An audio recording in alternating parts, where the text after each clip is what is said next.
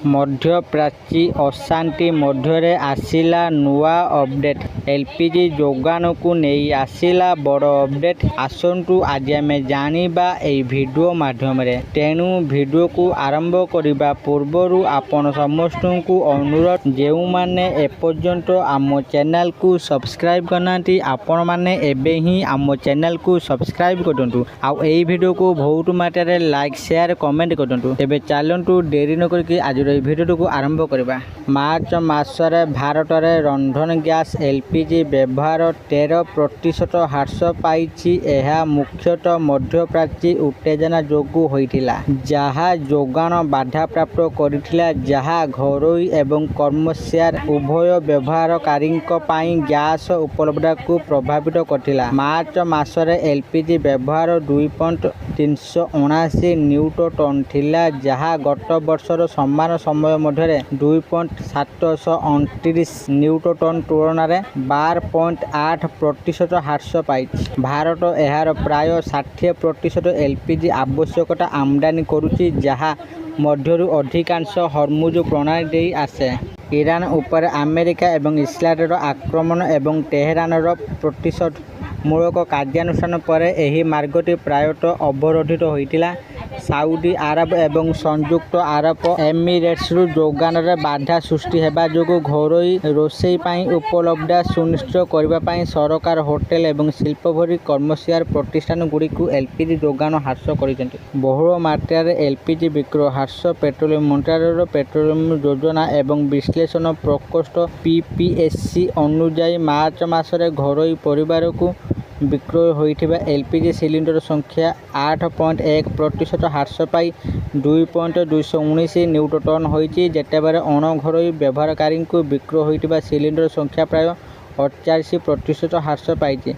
ବହୁଳ ମାତ୍ରାର ଏଲ୍ପିଜି ବିକ୍ରୟରେ 75.5% ତୀବ୍ର ହ୍ରାସ ରେକର୍ଡ କରାଯାଇଛି। ଏଲ୍ପିଜି ଯୋଗାଣ ସ୍ୱାଭାବିକ ଏବଂ ସମସ୍ତ ଘରୋଇ ଚାହିଦା ପୂରଣ କରାଯାଉଛି ବୋଲି ସରକାରଙ୍କ ଦାବି ସତ୍ତ୍ୱେ PPSC ତଥ୍ୟ ବ୍ୟବହାରରେ ହ୍ରାସ ପ୍ରକାଶ କରିଛି।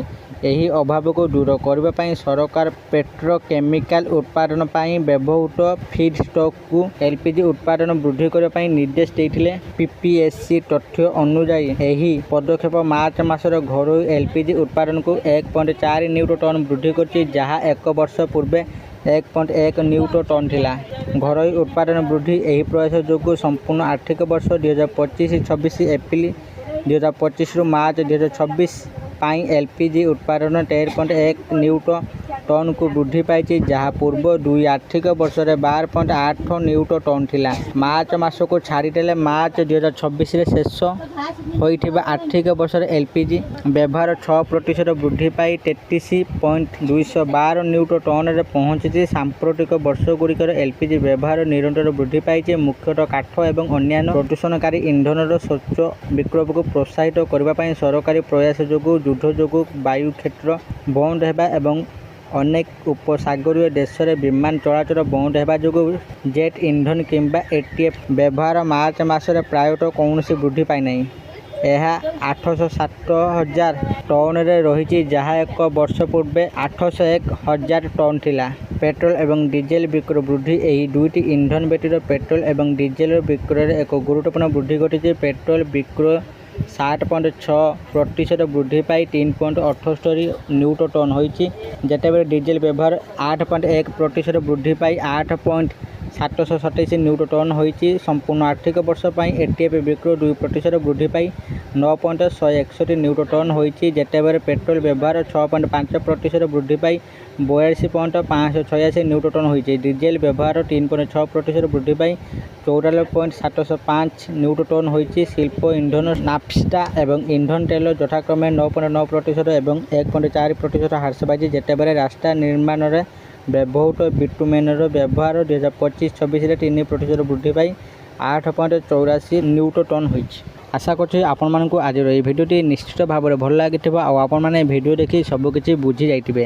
ଯଦି ଆପଣମାନଙ୍କୁ ଏହି ଭିଡ଼ିଓଟି ଭଲ ଲାଗିଥାଏ, ଦୟାକରି ଏହି ଭିଡ଼ିଓକୁ ବହୁତ ମାତ୍ରାରେ ଲାଇକ୍, ସେୟାର ଓ କମେଣ୍ଟ କରନ୍ତୁ। ଆଉ ଯେଉଁମାନେ ଏପର୍ଯ୍ୟନ୍ତ ଆମ ଚ୍ୟାନେଲକୁ ସବସ୍କ୍ରାଇବ୍ କରିନାହାନ୍ତି, ଆପଣମାନଙ୍କୁ ଅନୁରୋଧ, ଆପଣମାନେ ଏବେ ହିଁ ଆମ ଚ୍ୟାନେଲକୁ ସବସ୍କ୍ରାଇବ୍ କରନ୍ତୁ।